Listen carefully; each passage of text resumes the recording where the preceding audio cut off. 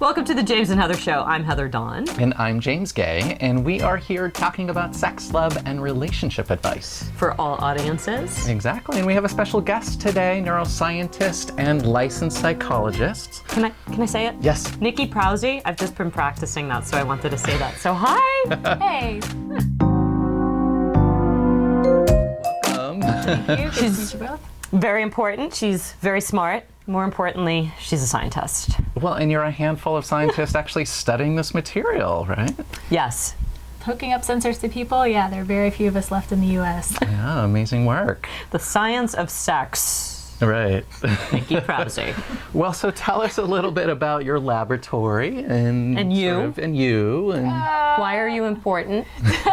I mean, my lab is mainly different from other sex researchers because I put sensors on people. So most of the time... While they're naked? Yes. Sometimes with a partner. Wow. Okay. So, Sensors like everywhere? On genitals. I know you want to continue here, but I need to know, do they go like inside the vagina or just on the outside like labia? everything. So sometimes we do labia, sometimes we do vagina, sometimes we do butt. Wow. Wow. Okay. Do you Gotta put one measure on the everything. clitoris? No, we don't put them on the clitoris. It's hard to grab. Yeah, with a certain pressure. If Yeah. I thought I could, maybe I would try. Okay, so you were saying before I rudely interrupted you about vaginas. Yeah, vagina. Sure. So it's trying to have some additional measures of sexual behavior and sexual feelings. So, you know, we always think we feel something or we experience it in a particular way, but then is our body really reacting that way, or is it something about our history or society or something that has, you know, is really impacting our interpretation of what's happening in our body? So it's great to have surveys, but at some point you have to measure this stuff and Get see into what it. they're telling you is real. You gotta Right. get it on. And hook it up while you're getting it on. Ideally.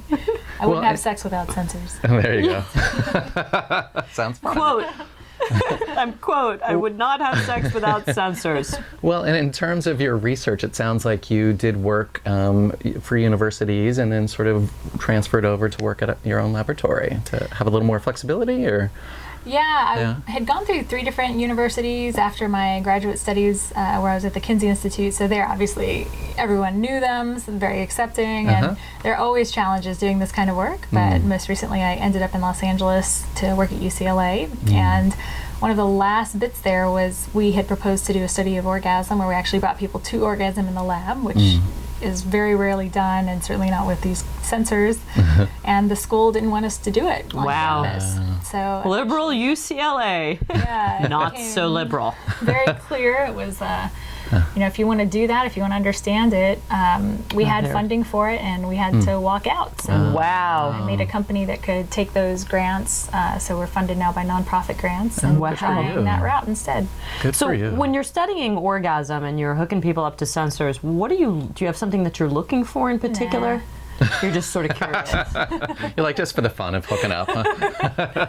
Yeah, there are a lot of different things. So some of it is just sex things, you know. For example, the actual contractions that happen with orgasm haven't actually been studied really since like the early 80s. The contraction of what? The vagina, the contraction of the sphincter, the perineum? They kind of all occur together, The muscle. and they're Oh, in a interesting. very stereotyped way. You always see it in men. It turns out you don't so often see it in women, but we didn't know that. So some of it's just the straight physiology, but then some of it's also trying to understand, like, people who have depression have trouble experiencing pleasure, and sex is a great model of being able to sustain pleasure for a long period, which is something they really struggle to do. So it's some of it's just in service of understanding sex itself, and some of it's in service of can we use sex to help treat depression or to intervene in some way for people who have those kind of problems. Oh, nice. You know, it's interesting that you say that because I used to talk about masturbation being a great tool for anxiety.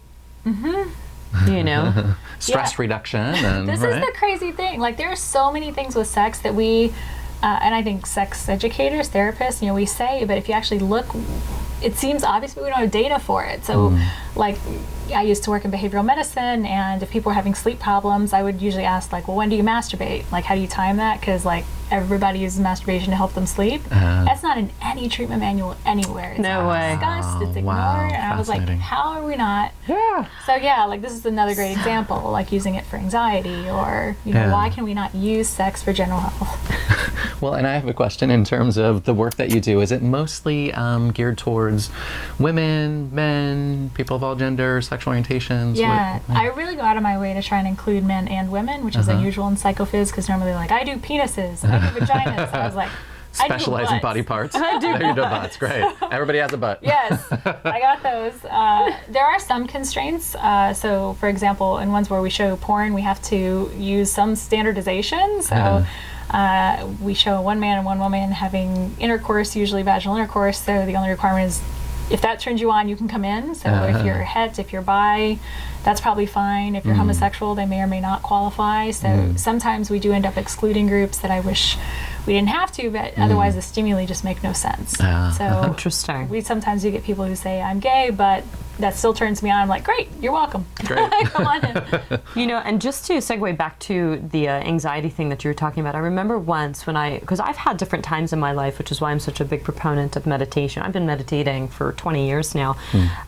But when I was having a lot of anxiety, I remember once a therapist being like, you should consider anxiety medications. And my answer was, why when I masturbate? This is what kills me. There are so many things that are like just generated by the body itself endogenously from orgasm, either that we know about or have hints about, but no one's ever really followed up on it. And this is, like I mentioned this in my TED Talk, and there could be so much we could do to get people off medications using sex in that way, but we're so chicken shit about just like, we shouldn't do, it's dirty or it's whatever the hell it is that's holding people back. But that's ridiculous. When you're talking about people being held back, and I know there are a lot of people that have problems having orgasms, right? And I think it tends to be, and correct me if I'm wrong, more women than men. But no, please it's the correct opposite. me. Is it? Men struggle tremendously. They very rarely orgasm. It's hard for them to get there. Love that you also have a sense of humor. I love that she completely almost got me too, because I'm like sarcastic Sally, and you're just, and I'm like, the dead man is important. Delivery. No, but I'm wondering, like, in your discoveries, in your research, have you discovered anything in terms of why some women have problems, how they could be rectified? Or, do you see it as a psychological or a physiological problem, or both? Well, unfortunately, it's way, way worse than that, I think. You're limiting it too much. Yeah, so other people have looked at, there are definitely some physical factors with women. So, like, if your clitoral tip, the outside bulb, is closer to your urethra, you tend to be more likely to orgasm from intercourse. So there's something physical there. Orgasm consistency is somewhat heritable. So in genetic studies, there's some relationship. So that suggests there's something else maybe physical there. So not the learned part. In the terms of genetics, is it a woman would be similar to her mother, or to opposites? Like a daughter would be similar to her father, or some similar to the mother, like in terms of their orgasm. Tracing the mom, because men are so consistent, you'll have like no variability. Interesting. It's hard to model no variance. Fascinating. So the clitoris actually affects how you orgasm. The location of it too. Yeah. So there, like, physical is definitely a part of it, but part of the challenge is, like, now, we were trying to do the study last year of orgasm. We have a relatively small sample, but we just thought, we're going to use our butt plug and, like, make sure everyone's having the contraction, so we can time all our brain stuff to make sure it matches up. And then we found out, like, a lot of our women are having contractions when they say they're having an orgasm, and we're like, what the hell is going on? So, we spent this long time trying to figure out, like, did we measure something wrong? Are they expelling the instrument? Like, what's going on? And instead, I think what's happening is a lot of these women aren't having physical contractions. Wow. They're not having a physical orgasm, but they think they are. Wow. So now I feel like, well, what the hell does that mean about all this research for 20 years that no one verified whether or not this was happening? Because it was all based on self-report. All self-report. Yeah. This is why you have to use sensors at some point. You have to measure. Yeah. So then what do you do about those women that are having that experience, and are they having a lesser orgasm than somebody who is physically having contractions? Or is it a psychological orgasm? That's what, exactly. So I started, like, asking my friends at bars, because I was like, great. Have you ever heard of it? Very scientific. And so, like, some people say, oh, well, I could see that because I have a mental orgasm or a physical orgasm. I was like, what the hell? You can't do that. Like, there's no place for that in our so I think some people may be aware that they have different types of experiences, but it's also, like, to your point, we don't have any reason to think one experience is superior. And, like, if you have contractions or don't, I think that is the hallmark. As a physiologist, I'm biased. So I think, like, you need to have the contractions. It's distinct, it's measurable. It's very, like, it's there, it's not there. It's very few things in the body we can say that about, but this is one of them. But I don't want to then, like, say that's lesser or shameful or have a you hierarchy need this one. I was like, if you're having fun, don't listen to us. Just keep having fun. Well, because if you're curious, then at the end of the day, pleasure is pleasure, right? So if it's like physical sensation and enjoyment of touch or goosebumps or whatever, right? Whether you're contracting or orgasming or coming or whatever, right? It's still pleasurable. I had asked somebody once that I had intercourse with, and they were on one of those SSRIs, and they just weren't ejaculating anymore. But the contraction of the penis, of the body, the muscles contracted as if it was, but there was no ejaculatory response, and I was just like, does that feel okay? Like, I'm That's asking. your field study. I was like, I mean, I'm one of those people who's always interested in the bedroom. I'm like, oh, what's that and what's this, and like, I'm always curious. But it was just like, does that feel different? Is it, and does it bother you? Does it not bother you? I don't know. I think I'm having an orgasm. And, so like, it's very interesting to see when drugs start to get into the mix, and then what happens. Well, it's definitely like if you look at men who report inhibited ejaculation, so we used to call this, was it delayed, and then it was retarded before that because we're assholes. But so now slowed down, whatever, it takes them a long time. Like 70% of those cases are due to medications. So there are other things, but overwhelmingly SSRIs. I mean, they're just known for it, which is great for guys who are too quick. Yes. But those, that kind of disconnect. So, you're saying the separation from ejaculation and orgasm, certainly those things can happen, but they're not very common and they're not well documented. Because again, I think guys are so used to, those things always go together. So if they don't see ejaculate, I think they would think no orgasm, even if... So if I come across that again, should I send them your way? Yes. I know this woman, she's got a butt plug. It doesn't hurt. With sensors attached. It doesn't hurt. That's the thing. It killed. Right now it's still wired because we haven't gotten the Bluetooth going. So it's literally like sitting there with the trail out. Well, if someone has like a electric stimulation kink, that's perfect for them too, right? They don't need the porn. It's a worry. We have some people volunteering for the lab. They're like, oh no, you don't need to pay me. I was like, oh my God. Yes, we do. But what you just said with the Bluetooth reminds me of something I just read. Do you remember the We Vibe? Oh yeah. Did I send you that? Okay. Have you ever seen the We Vibe? The We Vibe and the recent story on it this week. Yes. Oh, I got it off of your website. I was like, I just read some, and then I'm realizing where I got it. And I took it off your site. No, I saw that. I was like, you have got to be kidding me. Yeah, they're getting data from these instruments without people's consent, essentially, right? They're just having the data sent back to the company. And isn't that illegal? I don't know what if they may have buried something somewhat like that in an agreement somewhere that you don't read, but I saw that. I was like, no one would have consented to that. Yeah. No, I can't get people to consent to that. And if you're going to use this study, send them to her. She knows what she's doing.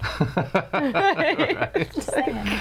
Well, so switching topics a little bit, I'm fascinated to hear. We've had a couple of guests on our show, Dr. Chris Donahue and Dr. David Lay, talking about sort of the myth of, sex or porn being an addiction. And I'm curious from your scientific perspective, what your opinion is about that. Well, it's pretty clear some people should watch less porn. Okay. Clear because? There is no doubt that some people have a use that's interfering with things they should probably rather be doing if they want to meet goals in their life. Okay. So, Would you call that an addiction? No. So, and this is the problem, is I think it doesn't look like any other addiction we've seen, not any other substance or behavioral addiction, in a number of different ways. So, I conducted the largest neuroscience study of the topic with my colleagues, and we found strong evidence against the most classic biomarker of an addiction. So I don't think that's appropriate, but that doesn't mean that it's not a problem for some people. The question is just why, because the why determines the treatment. Right. So for example, if it's really just related to the shame you had growing up, and you do have high use, but most of the like negative consequences are more you beating yourself up. That's a very different phenomena than someone who has high use but just has high drive and needs to learn to manage that in a little bit of a better way. Yeah, sure. From someone who's compulsive. Right. So all of these different models make very specific predictions, and so the scientist's job is to kind of go through and test each of these and find out which model best describes the behavior you're seeing. Okay, so in terms of, if there's a sex addiction specialist saying that because it triggers, the reward center of the brain in the same way that drugs or alcohol does, then it means it's an addiction, what would your sort of response to that be? Because that's one I hear often. Yes, this is a huge problem because people misunderstand this neuroscience all the time. Right. There are two main things to remember with that. So there are tons of things that activate the same reward centers. It also happens when we look at images of puppies, when we see images of cheese. Okay, this is chocolate. So it doesn't differentiate, there's still a pleasure signal there, and you're still learning to associate approach with that. So it doesn't, it's not specific, it doesn't prove anything. And the other issue is a lot of people don't have kind of those basic science classes where we teach falsification, and falsification means, every element of a model must hold up for it to be true. So it is a part of an addiction, that has to be active.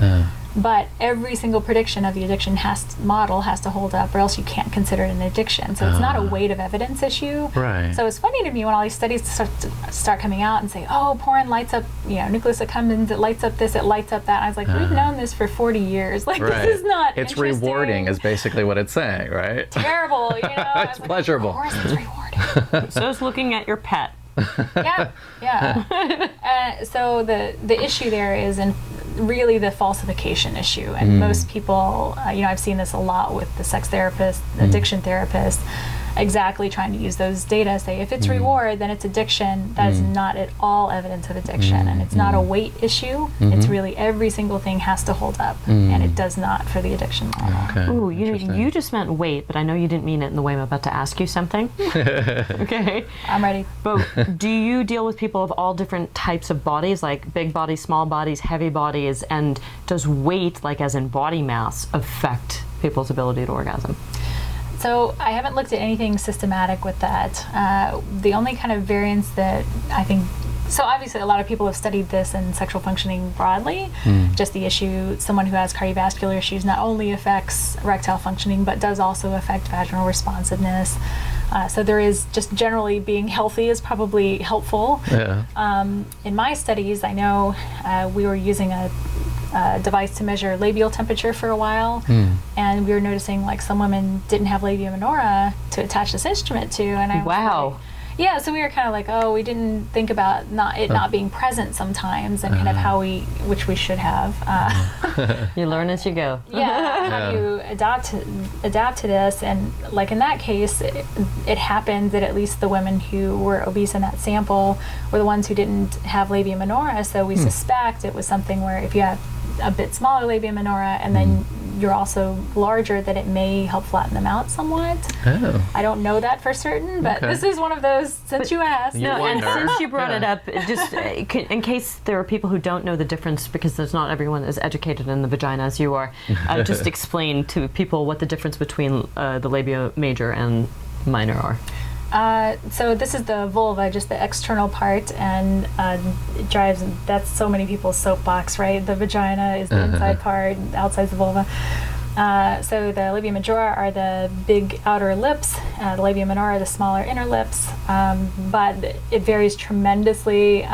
Get the book Familia if you want to see how much. It's a fantastic book. I use it in sex therapy. Familia. Yeah, it just has pictures of a bunch of different vulvas really close up, which... Great. Not porn-like, but it's fantastic for talking to women about, their concerns about their size. And how it looks, and Cool. Well, and going back to the sex porn thing, in terms, because you did also study, I believe, if I'm not mistaken, porn as it relates to erectile dysfunction, and if there was if that affected it. Right. So many people had been saying this for years online, claiming that porn made them impotent, basically. I was like, that's a kind of extreme claim. And they just kept parroting it. And I was finally like, look, let's just Let's get to the test science. this. Right. And because I'd been in the field for 10 years, I just had a lot of data around. So I scraped up all my men who had this particular report. And we found it was actually the reverse. That is, men who watched more porn at home actually had stronger erectile responses by their experience in the lab. And they did not report more sexual problems with their partner at home. So just the opposite. More sexual sensitivity in a way, or? Well, at least they weren't having this supposed erectile issues. Yeah, like loss. In other words, guys, you can get a boner if you watch a ton of porn. Well, so here's the main thing that always trips me up about this kind of research is, you know, we always talk about, oh, porn this, porn that. You know what they're doing when they watch porn, right? They're masturbating. Yeah. We pretend like they're we're certainly not watching the acting. Oh my God, she's giving the performance of her life. Look, did you?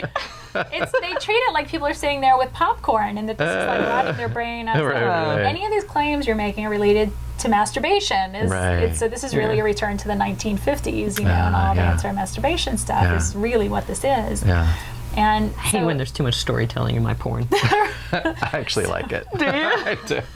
Anyway, go ahead. People the difference. You need a vagina.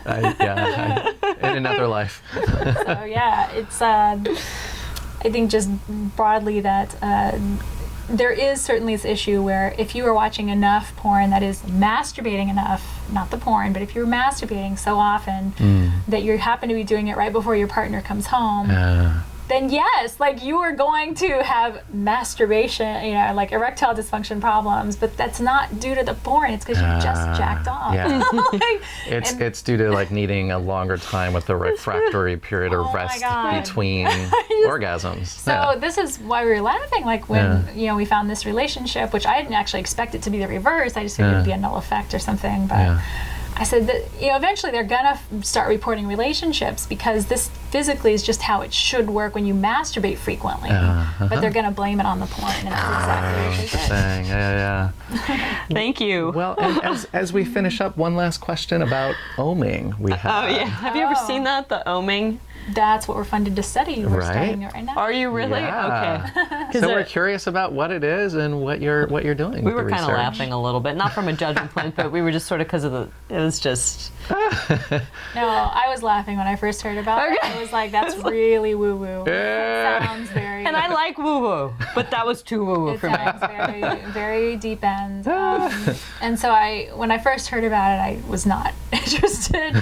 But it was a colleague of mine actually that brought it to my attention. And so we ended up kind of talking to some of the folks that were practicing. And eventually I said, are you open to the possibility that this is just all due to sexual arousal? And they said, oh, sure. I said, all right, we can do this. All right. As long as you acknowledge that part. Yeah, so they're actually like, at least, you know, the folks we talk to are very kind of realistic about what the effects are, what might be going on, and I think that's a great place to be. And they, in the grant we got from the foundation to study it, are very hands-off, you know, so it's very much, we get to determine the science and see where it goes. But let us know.